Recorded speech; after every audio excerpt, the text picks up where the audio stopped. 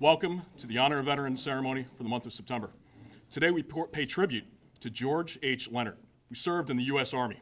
Dear God, please bestow upon us your blessings at this ceremony gathering of family, friends, and veterans. But to go in the Army, to follow his father's footsteps, and to serve in the Pacific like his dad. You know, his father saw battle in Saipan, or through Saipan, and his service. But to be an operator within the general staff, to have that security clearance, that top security clearance, and carrying their messaging from that meeting out to where it had to get out to the battalions, to the divisions, to break it down.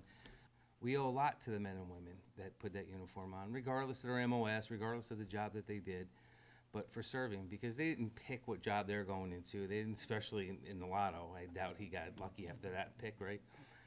You don't choose where you want to go, especially when you get drafted. They put you where they need you. But to come back and give back so much to his community. And I got to know him when I was a younger pup than I am now, when I joined the St. Orleans Fire Department for many years. And he was on the Board of Commissioners for like 15 years, I want to say, 80s up to 97, treasurer, chair. I think he covered everything there, right? And for that, I can't thank you and your family and the devotion your husband and your father has had to the community as whole. And again, when he came back, he had the right just to enjoy a peaceful life. And he did enough for this country, serving and by putting that uniform on. And many decorations, the overseas, the Vietnam medal, all the medals he received. But to me, his 45 years with you were probably the happiest 45 years of his life. And these two children, and bowling, we know we love bowling, so let's not forget about that. But his legacy is right here and behind you. To see all these people that have showed up today, all these years later after his passing, and have memories of him and what he's done, not just for the volunteer fire department, for the town of Bethlehem, for your family, but the impact he's left on this community, impact that he's left on me. I am very, very honored. I'm honored to stand here. I'm honored to give a small token of a proclamation on behalf of the Albany County Legislature. But most of all, thank you so much. Thank you to George for all of that he gave to our community, to the community of Bethlehem, to your family. I appreciate it so much. It makes our community so much richer and so much more beautiful, and that means a lot. And I'm so glad, even 7 years after he passed, I'm so glad we get the chance to remember him and spend time thinking of the memories and contributions. Again, certainly an honor to be here to recognize George Lenhardt. You know, when you look at the bio, as I was reading it, I was like, I don't think this guy has the word retirement in his dictionary. And it's true. There were like 40 jobs that were on the roster, but I think the backdrop of all of that was a deep sense of commitment to community, and to not only just the community, but to the nation. And not out of recognition or seeking recognition, but just out of the simple duty to do that. So Lynn, of course, well, he had that professional and military success in life. I think probably his biggest success is having you besides him for 45 years. And not every person, I think, has the cherished opportunity, I think, of having not only success in their life outside of the home, but inside the home as well, to lead, to have a family, have a core that's so critical to their life. So as you make your way around the world, I know, Kimberly and Brian, you've left the Capital Region, but I hope you come back to greener pastures back home. But as you make your way around the world, just know that on your shoulders lies a great legacy.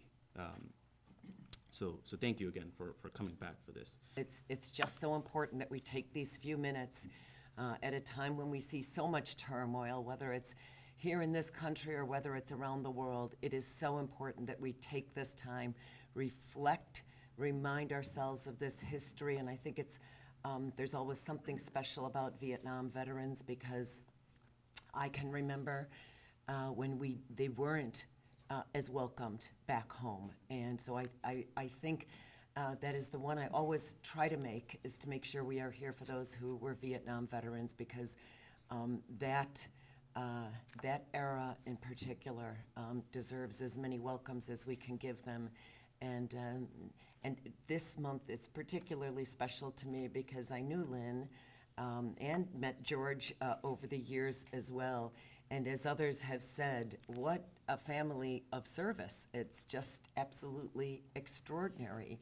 When I started to learn about George, I thought more about what Bethlehem was like when George left. I don't think it was the same town that it is today.